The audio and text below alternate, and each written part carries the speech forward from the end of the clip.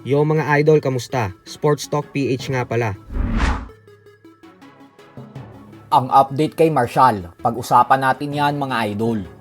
Ngunit bago ang lahat ay huwag kakalimutang mag-subscribe at i-click ang notification bell button for more sports talk.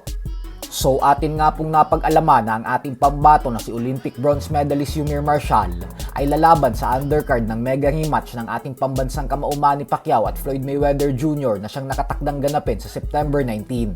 Kaya naman napakagandang balita po nito para sa ating mga Pinoy boxing fans. Subalit medyo nakakahinayang rin po ito para sa Philippine National Boxing Team dahil ibig sabihin po nito ay hindi makakasama si Marshall para sa 2026 Asian Games dahil nagkataon na ang Asian Games ay nakatakdang ganapin sa September 19 hanggang October 4. Kaya nabawasan talaga ang Philippine National Boxing Team ng isang potensyal na gold medalist nang dahil sa hindi pagsama ni Marshall sa kanila. Lalo pat alam naman nating lahat kung gaano kataas ang tsansa ni Marshall na makakuha ng ginto sa mga ganitong klaseng torneo.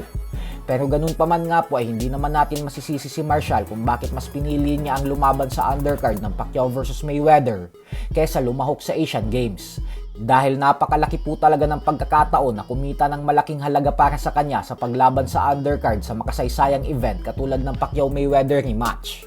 Aminado rin mismo si Marshall na napakalaki umano ng oportunidad na ito para sa kanya na siyang mahirap tanggihan at palagpasin.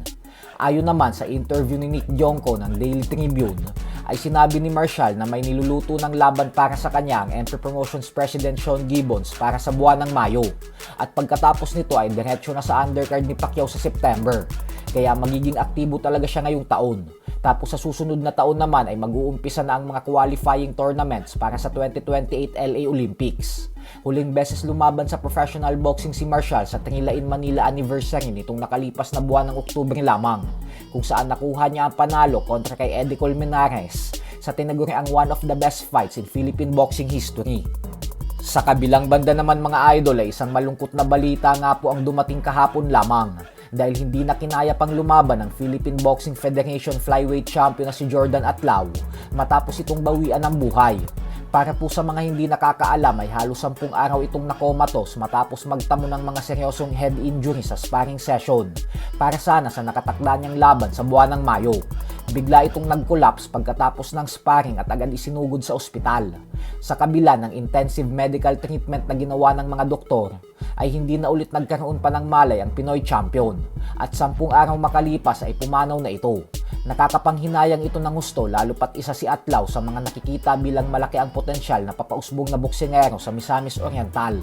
Bukod dyan ay inaasahan din sana na lalaban na siya sa bansang Japan sa katapusan ng taon na ito.